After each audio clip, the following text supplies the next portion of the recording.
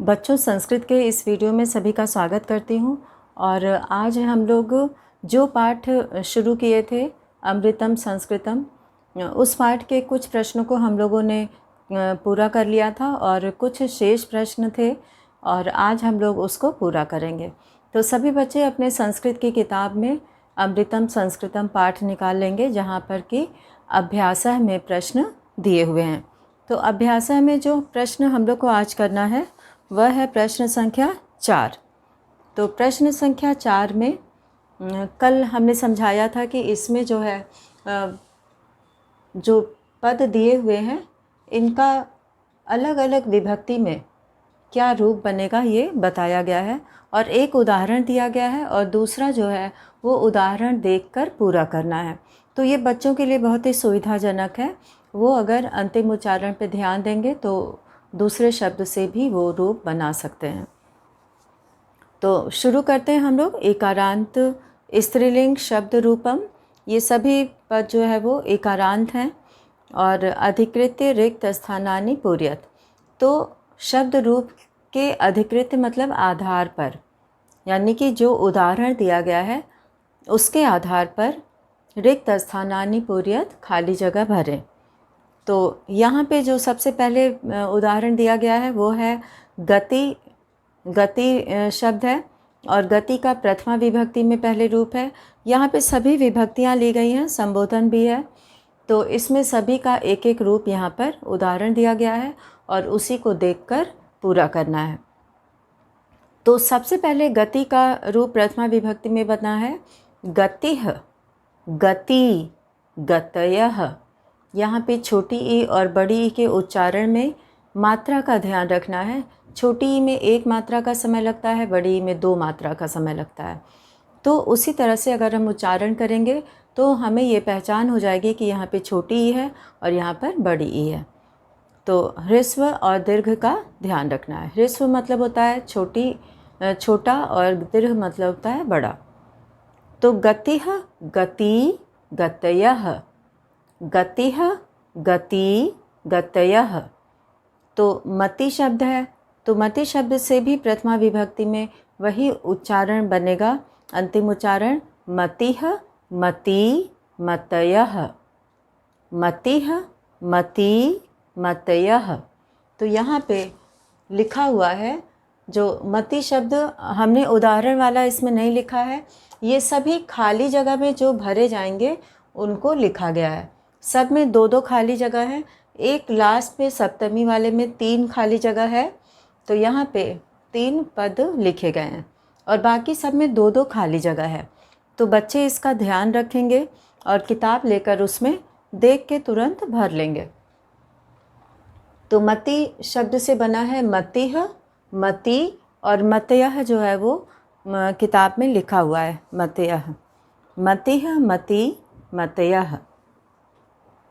अब जो दूसरा उदाहरण दिया हुआ है वह है बुद्धि।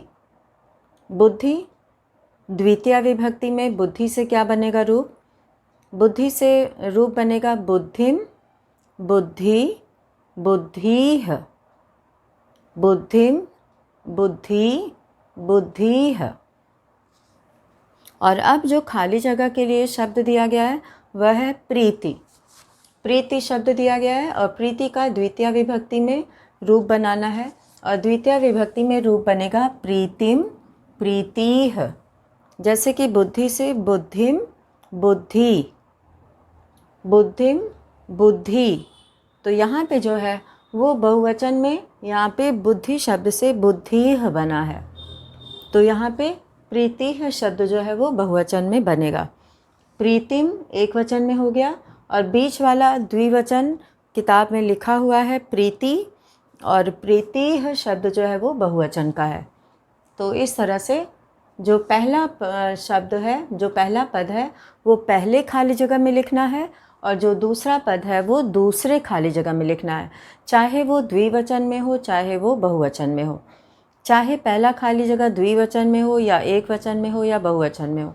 तो पहला खाली जगह जिसमें मिलेगा उसमें हम लोग पहला शब्द भरेंगे और दूसरा जो खाली जगह होगा उसमें दूसरा वाला पद भरेंगे और तीसरे वाले में तीसरा भरेंगे।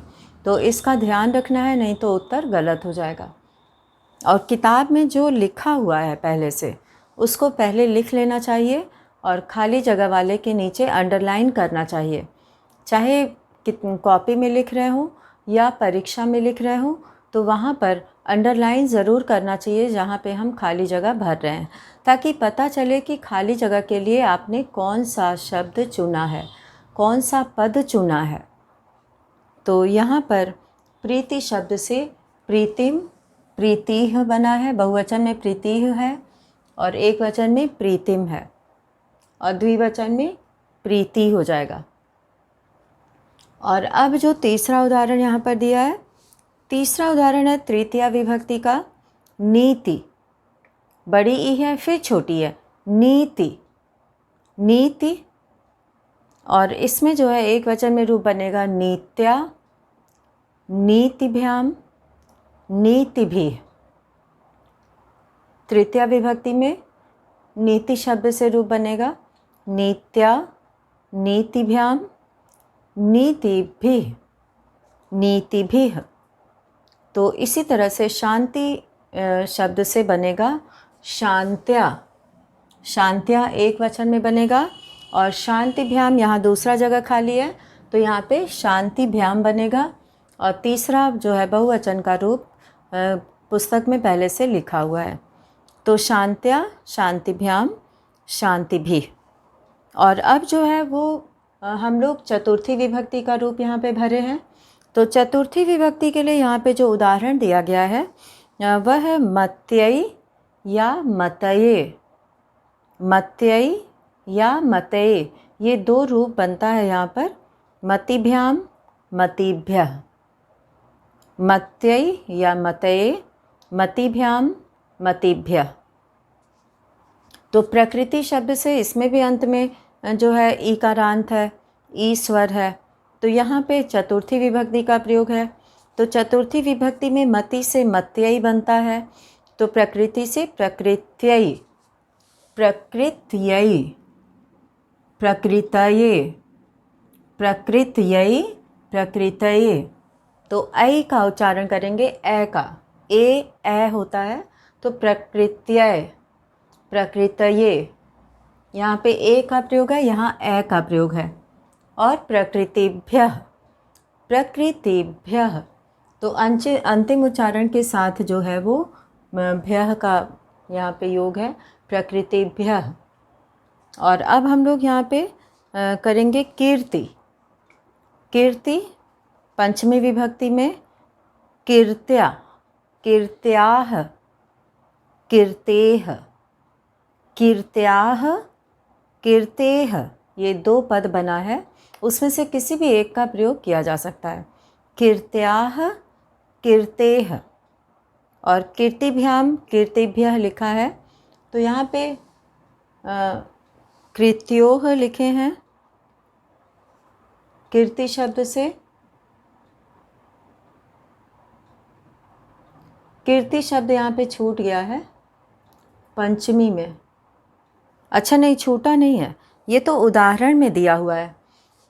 कीर्ति शब्द का जो है वो उदाहरण में दिया हुआ है, यहाँ पे हम उसका नीचे वाला शब्द लिए हैं जिसमें कि खाली जगह है। ये सभी पूरे खाली जगह वाले शब्दों को हमने यहाँ पर लिखा है, और जो उदाहरण दिया गया है वो किताब में है।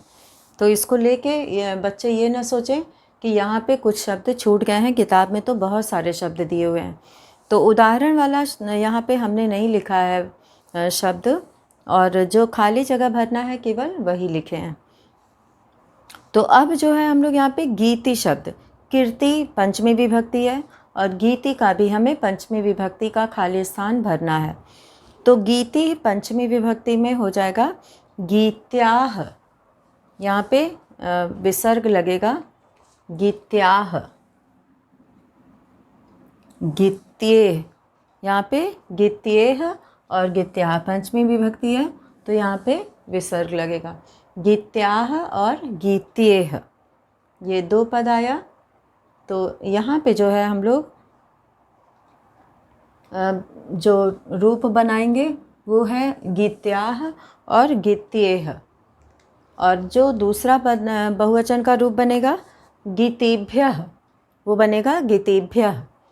तो इस तरह से गीत्याः या गीत्येह और बहुवचन में गीतेभ्यः।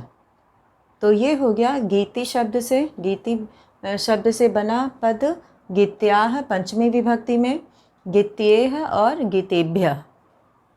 तो इसमें जो है अब जो नई किताब में है, जैसे यहाँ पे हमने पंचमी लिखा है, पंच लिखा है पंचमी, लेकिन अब कंप्यूटर से जो है लिखा जाता है तो उसमें जो है कहीं कहीं पे इस पंच की जगह पे इस तरह से भी लिखते हैं। तो ये दो तरीका है इसको लिखने का, पंच या पंच। तो इसी का जो है यहाँ पे अनुस्वार बन जाता है, क्योंकि इया जो है वो पंचम वर्ण में आता है और अनुनासिक वर्ण है, तो इसलिए यहाँ पर जो है पंच या पंच इस तरह से ये लिखा जाता है। तो अब पहले से कोई कोई शब्द जो है वो इस तरह से लिखे हुए आते हैं। तो यहाँ पे हम लोगों ने किया गीत्याः, गीत्येह और गीतेभ्यः, गीति शब्द से पंचमी विभक्ति में। अब यहाँ पर देखते हैं कि षष्ठी विभक्ति के लिए कौन सा उदाहरण दिया गया है। तो षष्ठी विभक्ति के लिए सभी बच्चे अपनी किताब में देखेंगे। षष्ठी विभक्ति में लिखा हुआ है, जो उदाहरण वाला शब्द दिया है वो है सूक्ति। सूक्ति अभी सभी बच्चों ने प्रोजेक्ट वर्क में किया था। तो सूक्ति यानी कि सुंदर उक्ति, सुंदर वचन। तो सूक्ति जो है वो इकारांत है, षष्ठी है। और यहाँ पे सूक्ति से कैसे बनेगा ये यहाँ पे देखना है। यहाँ पे आधा क है और इसका रूप किस तरह से बनेगा, सूक्तेह और सूक्त्याः, सूक्तेह, सूक्त्याः, सूक्त्योः द्विवचन में, और सूक्ति नाम, सूक्ति नाम यहाँ पे बड़ी हो गई है, सूक्ति नाम। तो सूक्तेह और सूक्त्याः, सूक्त्योः, सूक्ति नाम, ये तीनों वचन में रूप बनेगा। कृति, अब यहाँ पे सूक्ति के आधार पर हमें कृति का बनाना है, कृति। तो यहाँ पे कृति शब्द से यहाँ पे बनेगा कृतेह या कृत्याः, कृतेह या कृत्याः और कृत्योः। दूसरे द्विवचन में कृत्योः बन जाएगा और एक वचन में कृतेह या कृत्याः। तो ये रूप यहाँ पे बनेगा। अब हम लोग यहाँ पे देखेंगे सप्तमी विभक्ति। षष्ठी विभक्ति का हो गया कृतेह, कृत्याः, कृत्योः। कृतेह, कृत्याः ये एक वचन का है और ये द्विवचन में है कृत्योः। और अब हम लोग यहाँ पर सप्तमी विभक्ति का प्रयोग देखेंगे। सप्तमी विभक्ति में जो यहाँ पे उदाहरण वाला पद दिया गया है, शब्द दिया गया है, वह है भीति। भीति कहते हैं डर को, भीति। तो यहाँ पे भीतौ, धृति शब्द से उदाहरण का जो यहाँ पे शब्द है वो है धृति। सप्तमी विभक्ति में धृतौ, धृत्याम, धृतौ, धृत्याम, और द्विवचन में धृत्योः और बहुवचन में धृतिषु, धृतिषु। और भीति शब्द से बनेगा भीतौ, भीत्याम, और द्विवचन में भीत्योः और बहुवचन में भीतिषु, भीतिषु हो गया, और भीतौ, भीत्याम। तो ये सप्तमी विभक्ति तक हो गया है। और यहाँ पर जो अंतिम उदाहरण दिया गया है उसके लिए कोई खाली जगह नहीं दिया गया है, ये केवल समझना है। मति संबोधन में हे मते, जैसे कि पहले एक वचन में चेंज होता है, परिवर्तन होता है, बाकी द्विवचन और बहुवचन प्रथमा विभक्ति की तरह रहते हैं। तो हे मते, ई का ए हो जाता है, हे मते, हे मति, हे मतया। गति शब्द से गतिः, गति, गतयः, मतिः, मति, मतयः। तो एक वचन में मतिः बना है तो उसकी जगह पे मते हो जाएगा, मते। हे मते, विसर्ग नहीं लगेगा। हे मते, हे मति, हे मतया। तो ये हो गया हम लोग का उत्तर 4, जिसमें कि जितने भी खाली जगह बने थे सबको हम लोगों ने भर लिया है। और अब हम लोग शुरू करेंगे 5वां प्रश्न। संस्कृत में प्रश्न को समझना बहुत ज़रूरी है, क्योंकि अब से संस्कृत में ही प्रश्न भेजे जाएंगे, लिखे जाएंगे, और उसको समझे बिना उसका उत्तर खोजना बहुत कठिन होता है कि प्रश्न का क्या उत्तर हमें लिखना है। तो इस तरह से यहाँ पे हम लोगों ने देखा कि एक अगर हमें आता है तो उससे हम बदल कर दूसरा रूप भी लिख सकते हैं। इसीलिए इकारांत स्त्रीलिंग का कोई एक रूप याद कर लिया जाए तो बाकी रूप भी बनाए जा सकते हैं, इकारांत जितने भी स्त्रीलिंग रूप होते हैं। और अब यहाँ पर हम लोग 5वां प्रश्न देखेंगे, और 5वें प्रश्न में लिखा है कि रेखांकितानि पदानि अधिकृत्य, रेखांकित पद के आधार पर प्रश्न निर्माणम कुरुत, प्रश्न निर्माण करो। बहुत समझाने के बाद भी बहुत सारे बच्चे केवल कस्य, किम, कह और कस्मिन, कान ये सब लिख के भेज देते हैं, कॉपी में भी लिख के रख देते हैं, न ही पूरा वाक्य लिखते हैं और न ही प्रश्नवाचक शब्द को जो है अंडरलाइन करते हैं, रेखांकित करते हैं, और न ही अंत में प्रश्न चिन्ह लगाते हैं, क्वेश्चन मार्क। तो ये इस तरह से प्रश्न नहीं बनता है। इसके लिए जहाँ पे जो शब्द को, जिस पद को रेखांकित किया गया है उसी पद की जगह पर प्रश्नवाचक शब्द लिखना होता है, पद लिखना होता है, और अंत में क्वेश्चन मार्क लगाना होता है और प्रश्नवाचक पद को अंडरलाइन करना होता है। तो यहाँ पे हम लोग पहला देखेंगे कि इसका प्रश्न क्या बन सकता है। संस्कृते ज्ञान विज्ञानयोः निधि सुरक्षितो अस्ति, संस्कृत में ज्ञान विज्ञान का खजाना सुरक्षितो अस्ति, सुरक्षित है। तो यहाँ पे किसका खजाना, निधि, निधि शब्द आया है, इकारांत है, तो यहाँ पे का शब्द का प्रयोग करेंगे। जैसे यहाँ पे मतिः, बुद्धिः, तो यहाँ पे स्त्रीलिंग का एक वचन का का, के, काह होता है प्रश्नवाचक, तो यहाँ पे हम लोग का प्रयोग करेंगे। तो अब हम लोग लिखने जा रहे हैं उत्तर 5। उत्तर 5 का क हम यहाँ पे केवल प्रश्नवाचक शब्द पद लिखेंगे जो कि रेखांकित जगह पर लिखना है। तो यहाँ पे हम लोग का प्रयोग करेंगे, तो ये खाली जगह में लिखा जाएगा। और दूसरा है संस्कृत संगणकस्य कृते सर्वोत्तमा भाषा, संस्कृत कंप्यूटर के लिए सबसे उत्तम भाषा है। तो संगणकस्य षष्ठी विभक्ति एक वचन है, तो यहाँ पे हम भी षष्ठी विभक्ति एक वचन का जो है वो प्रश्नवाचक पद लेंगे कस्य, तो इसका प्रश्न बनेगा कस्य से। और उसके बाद फिर हम लोग ग वाला प्रश्न देखते हैं। अगर वाक्य का अर्थ समझ में आ जाए तो प्रश्न बनाना आसान हो जाता है। शल्य क्रियायाः, शल्य क्रियायाः यानी कि जिसको हम लोग ऑपरेशन करना कहते हैं, सर्जरी करना। शल्य क्रियायाः, शल्य क्रिया का वर्णन संस्कृत साहित्य अस्ति, संस्कृत साहित्य में है। तो यहाँ पे संस्कृत साहित्य ये सप्तमी विभक्ति एक वचन का प्रयोग है, तो यहाँ हम लोग कस्मिन का प्रयोग करेंगे, कस्मिन। तो कस्मिन ये आ जाएगा, यहाँ पे प्रश्नवाचक पद है ये। और बाकी वाक्य किताब से देख के लिखना है, प्रश्न में जो लिखा हुआ है, और अंत में क्वेश्चन मार्क लगाना है। और अब हम लोग इसमें चौथा देखेंगे कि वरिष्ठान प्रति अस्माभिः प्रियम व्यवहर्तव्यम।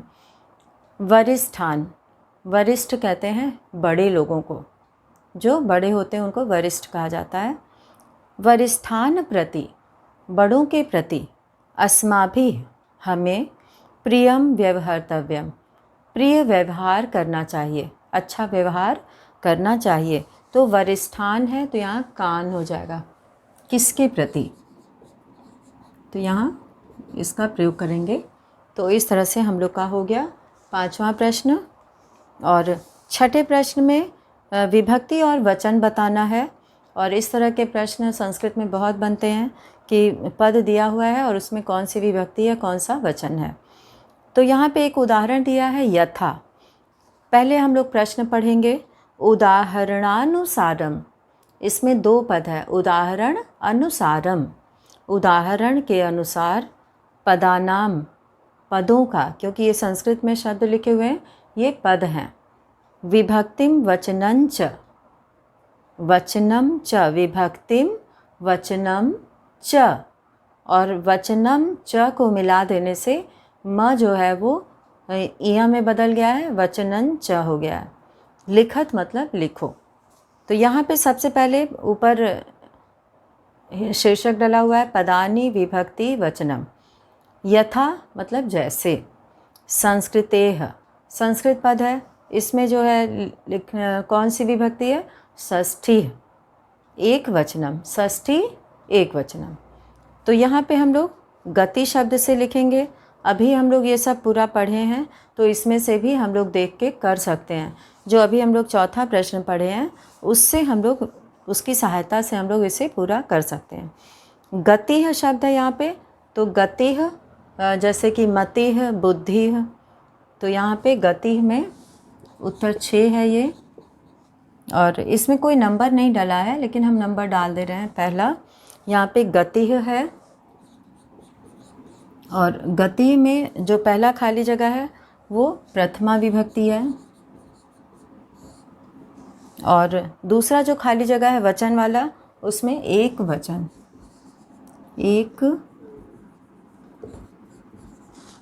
एक वचनम, और दूसरा जो है पद वो है नीतिम। नीतिम द्वितीय विभक्ति होता है, नीतिः प्रथमा विभक्ति एक वचन में आता है। तो नीतिः, नीतिम लिखा है यहाँ पे, नीतिम, तो इसमें द्वितीय विभक्ति एक वचन है, तो यहाँ लिखेंगे द्वितीय। बच्चे प्रश्न देख के अच्छे से बनाएंगे। यहाँ पे नीतिम द्वितीय एक वचनम। कभी भी अगर 2 बार कोई भी वचन आए या विभक्ति आए तो पूरा पूरा लिखना चाहिए, और अगर वहाँ पे हम एक बार लिख के बाकी सब डैश डैश करते जाएंगे तो उस पर नंबर नहीं मिलता है। सूक्तया है तीसरा, सूक्तया, सूक्तया, सूक्ति, सूक्ति, सूक्तया, प्रथमा बहुवचन है ये, तो यहाँ पे प्रथमा बहुवचनम, प्रथमा बहुवचनम हो गया। और अब हम लोग यहाँ पे चौथा लेंगे शांत्या। शांति इसमें मूल शब्द है, और उसी से ये बना है शांत्या। तो शांत्या में तृतीया विभक्ति हो जाएगा, बालिकया जैसे बनता है वैसे ही।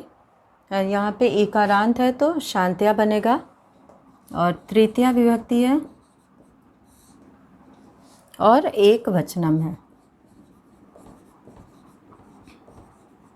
तो एक वचनम यहाँ पे वचन है। और अब है पांचवा प्रीत्यय। पांचवा है प्रीत्यय, ए की मात्रा है प्रीत्यय, तो इसमें ये चतुर्थी विभक्ति एक वचन में आता है, तो यहाँ हो जाएगा चतुर्थी विभक्ति एक वचनम। सभी बच्चे कॉपी में पूरा पूरा लिखेंगे, ये आदत डाल लेनी चाहिए। चतुर्थी एक वचनम। मतिषु, मतिषु ये उच्चारण हमेशा जो है सप्तमी विभक्ति बहुवचन में आता है, तो मतिषु ये सप्तमी विभक्ति बहुवचन में आता है, तो यहाँ सप्तमी लिखेंगे और यहाँ लिखेंगे बहुवचनम। तो ये हो गया हम लोगों का उत्तर 6, छठे प्रश्न का उत्तर। तो इस तरह से ये सारे जो है ये इधर चौथे प्रश्न में आए हुए हैं, और उससे सहायता लेके हम लोग इसे लिख सकते हैं। तो यहाँ पे लिखा हुआ है, सभी बच्चे लिख के उसे मिला लेंगे और कंप्लीट करेंगे। और अब हम लोग करेंगे क्वेश्चन नंबर 7, और क्वेश्चन नंबर 7 में यथा योग्यम संयोज्य लिखत। तो यथा योग्यम यानी कि जो सही है, संयोज्य योग्य होना, यथा योग्य मतलब जो सही है, उचित है, जो योग्य है, संयोज्य उसको जोड़कर, लिखत मतलब लिखो। तो यहाँ पे हम लोग जो लिखेंगे प्रश्न 7 लिखेंगे और प्रश्न 7 में पूरे 5 वाक्यांश लिखे हुए हैं, उसको मिलाना है। तो यहाँ पे लिखेंगे उत्तर 7। तो उत्तर 7 में क और ख ये 2 बना हुआ है, क और ख। और इसमें जो सबसे पहले लिखा है कौटिल्यन, यहाँ पे लिखा है कौटिल्यन। और कौटिल्यन का जो है वो, अब हमें सही पद यहाँ से ढूंढना है। कौटिल्य का जो है वो प्रसिद्ध ग्रंथ अभ्युदयाय प्रेरयन्ति, ज्ञान विज्ञान पोषकम, अर्थशास्त्रम रचितम। तो कौटिल्य का अर्थशास्त्र प्रसिद्ध है, तो अर्थशास्त्रम रचितम, अर्थशास्त्रम रचितम। तो इसी तरह से हम लोगों को पूरा करना है। और अब हम लोग यहाँ पे दूसरा करेंगे चिकित्सा शास्त्रे। ये पहला हो गया, ये दूसरा चिकित्सा शास्त्रे। तो ये दूसरा है, इसे हम लोग को मिलाना है चरक सुश्रुतयोः योगदानम। चरक सुश्रुतयोः योगदानम। ये सब लिखा हुआ है, बच्चे भी पाठ से देख के कर सकते हैं और ये कोई कठिन नहीं है। जो पाठ पढ़ेगा वो तुरंत ये सब खोज लेगा। शून्य से आविष्कर्ता, ये तो बहुत ही प्रसिद्ध है। शून्य से आविष्कर्ता, शून्य के आविष्कार करने वाले। यहाँ पे डैश डाल दे रहे हैं, नहीं तो पता नहीं चलेगा। तो ये हैं आर्यभट्ट। आर्यभट्ट जो है वो शून्य के प्रतिपादक हैं। संस्कृतम, चौथा है संस्कृतम। अब संस्कृतम में क्या है, यहाँ पे हो जाएगा ज्ञान विज्ञान पोषकम। ज्ञान विज्ञान पोषकम, पोषकम मतलब ज्ञान विज्ञान को बढ़ाने वाला, उसको बढ़ाने वाला जो है वो संस्कृत भाषा है, बढ़ाने वाली। तो ये सभी ने पूरा कर लिया होगा, तो इसका काम अभी नहीं है। सभी बच्चे अपनी पढ़ाई को अच्छे से करेंगे, सीखने का प्रयास करेंगे। और अब है यहाँ पे अंतिम सूक्तया, तो इसे हमें 5वां नंबर डाल दिए हैं। सूक्तया का जो है हमें सही यथा योग्य जो मिलाना है वो एक बचा है, सबसे पहला वाला अभ्युदयाय प्रेरयन्ति।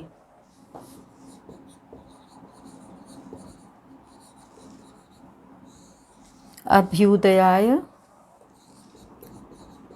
प्रेरयन्ति, आगे बढ़ने के लिए, सभी तरह से विकास करने के लिए प्रेरणा देने वाली। तो सूक्तियाँ जो है वो मनुष्य को प्रेरणा देने वाली होती हैं, जिससे कि वो अपने अंदर अच्छे गुणों का विकास करता है, अच्छे मार्ग पर चलता है, उसे उचित अनुचित का ज्ञान होता है। तो इस तरह से हम लोगों ने आज इस पाठ के सभी प्रश्नों को अच्छी तरह से समझ लिया, पूरा कर लिया। और अब जो है इसमें पीछे ध्यान देने योग्य कुछ बातें लिखी हैं, उसे सभी बच्चे पढ़ेंगे और समझने का प्रयास करेंगे। जैसे कि यहाँ पे लिखा हुआ है कि प्रश्न के बाद आगे पेज नंबर 76 बच्चे निकाल लेंगे। ध्यातव्य मतलब ध्यान देने योग्य। अस्मिन् पाठे संस्कृति स्मृति, अस्मिन् पाठे का मतलब होता है इस पाठ में। संस्कृति, स्मृति, नीति, सूक्ति, परिस्थिति, पद्धति, दृष्टि, धृति, शांति, प्रीति इत्यादयः शब्दाः प्रयुक्ताः सन्ति। एते शब्दाः गति मति शब्दवत् स्त्रीलिंगे प्रयुक्ताः भवन्ति। तो ये सभी शब्द जो है वो गति मति की तरह स्त्रीलिंग के शब्द की तरह प्रयोग होता है। एतेषां शब्दानां चतुर्थी पंचमी षष्ठी सप्तमी विभक्ति नामेक वचने द्वे द्वे रूपे भवतः। इसमें चतुर्थी पंचमी षष्ठी सप्तमी इसमें दो दो रूप बनते हैं, यथा गत्यई गतये, गत्याह गतेह, गत्याम गतौ। तो इस तरह से यहाँ पे इसका प्रयोग होता है। तो इसी के साथ हम लोग आज का ये वीडियो यहीं पे समाप्त करते हैं और फिर मिलेंगे अगले वीडियो में। धन्यवाद।